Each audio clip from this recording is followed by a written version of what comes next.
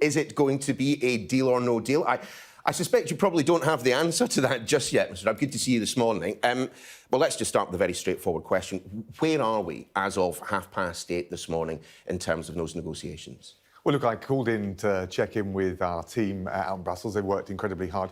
You remember the PM has made clear we want to leave no stone unturned. So we've been at it very hard at the working technical level, if you like, with all the usual jousting of positions. But what really matters is what the EU is willing at a political level to commit to. There's a conversation that Ursula von der Leyen, the President of the Commission, will have with the Prime Minister later today. That's when we'll know. But I think we need to be really clear. There's two fundamental issues at stake: the issue of fisheries, the issue of the so-called level playing field. We want to be treated like any other independent, self-respecting democracy. If the EU can accept that at a political level, then there's every reason to be confident. But there is still, I think, a long way to go. Why are they finding it so difficult to deal with that? Well, I think it's been difficult. Look, there's all sorts of questions around the integrity of the single market that they talk to. But bottom line is, if you ask me, and I've been at this a while now... Yes, you have indeed. I think the EU is concerned that actually Britain might do rather well once we leave the EU, and is worried about the competitive advantage, even on the normal global rules that apply. We'll talk in a second about those sticking points, but just in terms of the chronology of the day, what exactly is going to take place and when? When will that kind of final conversation take place between the two leaders?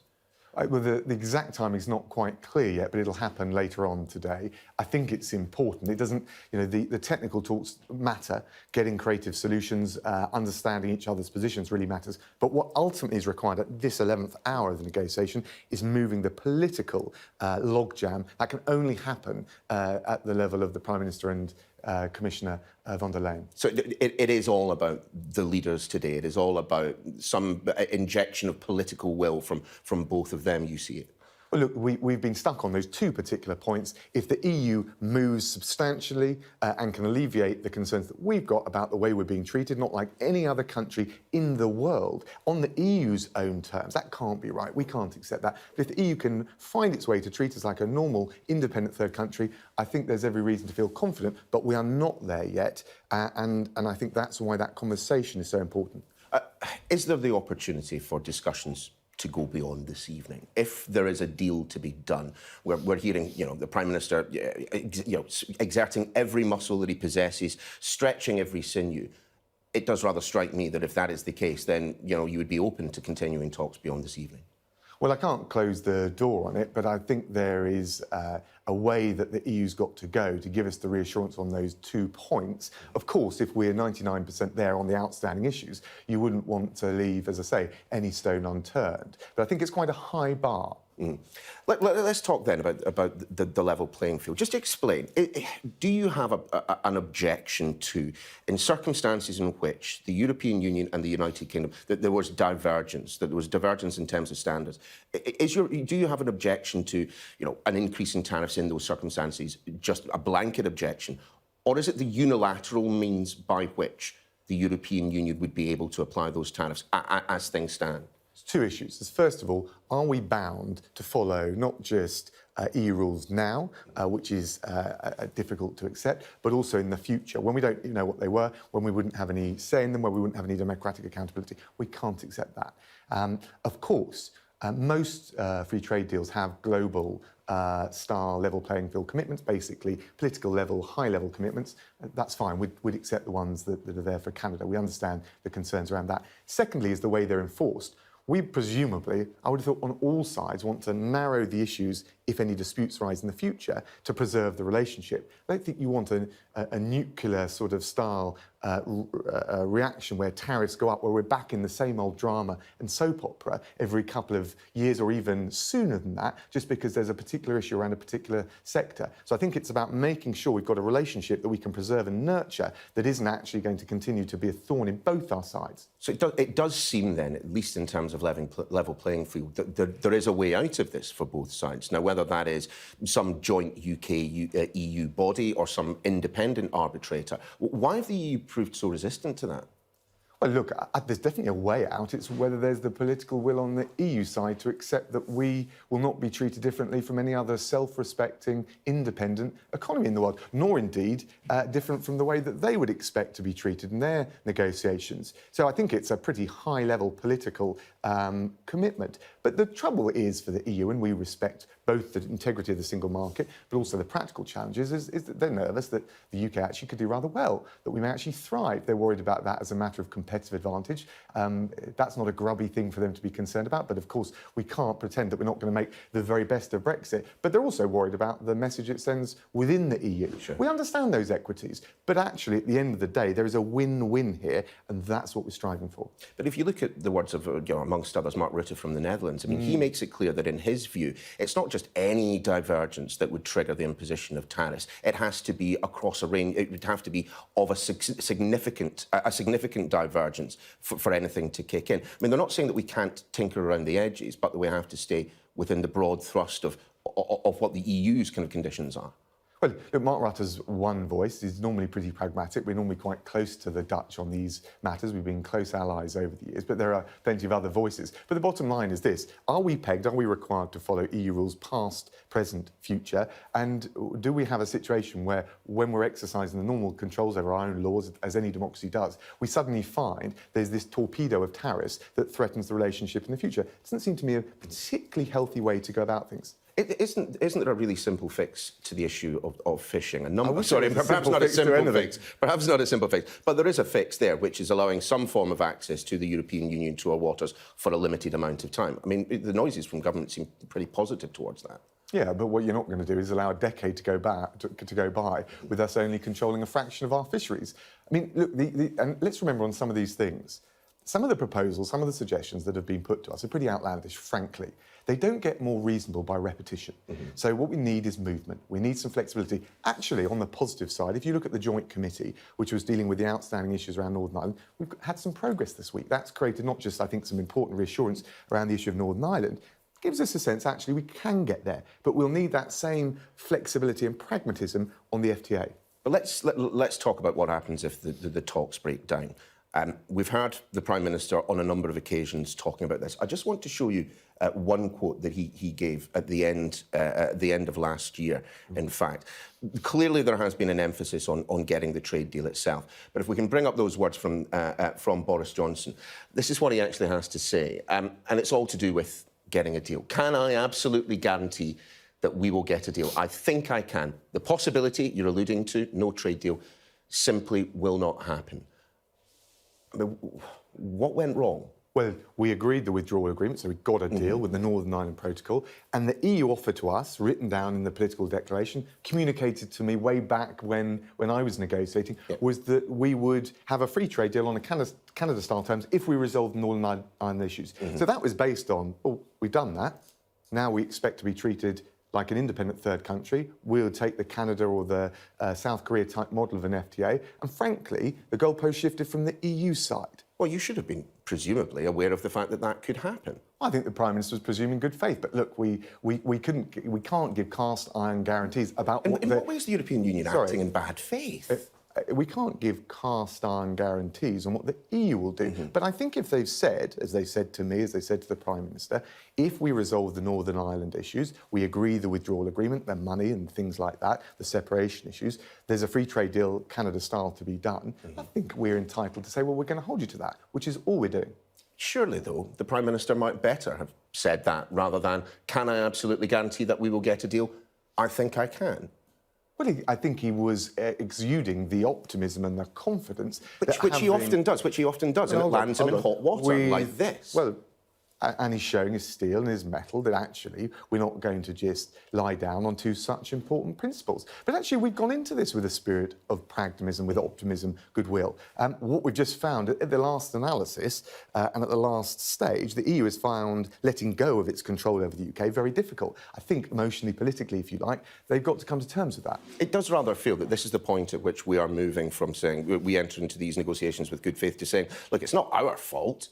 It's the European Union's fault that you're going to be seeing us come out of the come out without a trade deal the end of this year. I mean, look, we're on the 13th of December at the moment, and businesses still don't know what the trading conditions are going to be like in 18 days' time. 18 days, which of course include Christmas and New Year. Well, actually, that's not quite true, because a lot of the approach that they'll need to do, some of the checks will apply in either scenario. We've put in place a border operating model, £700 million going into supporting infrastructure, 1,100 extra staff at the border by March. That's a rolling process. The business task force that we've put in place, I think it's 50 million on things like customs intermediaries, so that those businesses that aren't sure how they deal with the customs aspects can get some support. We've communicated with 80% of SMEs, and yes, you're right, there's a difference if we get a deal. That's mainly on the tariff side. So that, yes, there will be changes, come what may, at the end of January. We've done a pretty good job, not just of preparing for it, but also communicating that to those that need to have that certainty. We're also sticking Royal Navy ships in the Channel to protect our fish.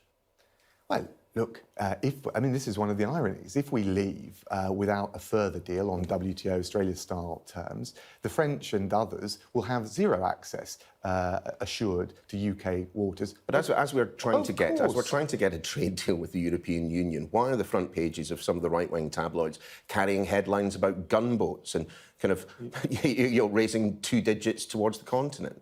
Well, look, you can better speak to what the tabloid media may judge as editorially fit and proper. But the bottom line is, actually, if we do leave on WTO terms, we'll be an independent coastal state. Of course, we're going to enforce our waters around fisheries and whatever else. And of course, for the French and others, that will mean, forget those outlandish terms that they were asking of us. They'd have their fishing industries would have zero access guaranteed.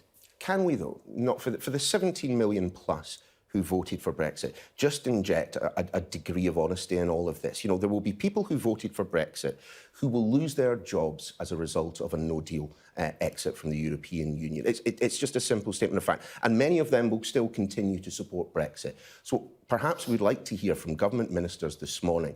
It's just a little bit of contrition. Do you know what? We've got to where we are for a variety of reasons. But, ultimately, we have failed. We promised that we would get a trade deal. If it doesn't happen today, it doesn't happen in the next few days, there has been a failure by this government in not achieving it. Well, first of all, as you would expect, I'm making the case that if the EU had followed through on its commitments, we'd have a free trade deal. It ought to be doable. In relation to our mandate, at the last election, we were very clear. We got an 80-strong majority at the last election. Yeah. But we do want to get a deal if it's at all possible. Equally, there are some positives that I think are all too often downplayed. We've seen recently from Netflix to Merck, the big pharmaceutical company, investing anew in British headquarters and British hubs because they've got that confidence in this country going forward. And I think if you look at the free trade deals that we're doing around the world, I'm off to India next week, the growth opportunities over the medium to long term will all come, I think, from the Indo-Pacific area. So yes, we want to fix the European issue, but actually, if you look long term, I think there are huge opportunities. I don't think we should eclipse all of those. If there is no deal, would there be the possibility of continuing discussions come the new year? Look, I'm not going to speculate on hypotheticals, but what I would say is this: obviously, we're going to be willing to engage in a common sense way. I think there would want to be some understanding about the mitigations so we deal with the worst impacts. So, of course, conversations could continue on that. But the reality is, for the EU, their point of pressure is now. After January the 1st, the idea that they would somehow be able to win concessions later that they can't win now, I think is for the birds. I wonder if we might just talk COVID for the remainder of our time together. And of course, there's been a lot of news around this week, so perhaps the acknowledgement that we have got a vaccine out there in the community, perhaps not reported as much as it otherwise might. Can we be accurate about how many people have been vaccinated thus far? Well, we're being very careful about the numbers because we want to be accurate and reliable. We will make them clear once we've got them. But the first tranche is 800,000. We're focused on the most elderly, NHS key workers, those in care homes. The programme is through to the spring, where we hope to be able to move to a whole better place for the country in terms of restrictions, that we will have enough people vaccinated, those with high vulnerability, those over the age of 55, key workers, in order to do that. So that's the rolling, phased approach we're taking. But can we be a bit more specific? Have there been thousands, tens of thousands, hundreds of thousands? I don't have the exact figures now, and we've been quite careful about this because we want to get it absolutely right when we publish them, but we will do regularly. Do you have them? I mean, I know I'm an example of Scottish exceptionalism, but the Scottish government, were able to produce a figure earlier this week. Why can't this government? Well, we've only just started the rollout. We're a week in, so what we want to just absolute focus is getting those needles in arms. But we have got a rolling process where we can publish, and of course we'll need to track it very carefully because part of the game plan to get to spring is to have enough of the elderly and the high vulnerability and the key workers done so the country can really move into a place more akin to normal. It's a long marathon between here and there, but actually it's fantastic news we've rolled out the vaccine. Indeed. A lot of other countries are not in that position. We want to work with them as well. Sure, but if you invite us all along to point our cameras at the person who's getting vaccinated first in the United Kingdom, you should probably expect a question about how many people have been vaccinated. And I've made it clear that our first tranche and our first rollout, the first phase of the rollout, is 800,000. Warning in some of the newspapers this morning that relaxing the COVID restrictions around Christmas, for that Christmas bubble, could lead to a third wave of coronavirus in the United Kingdom.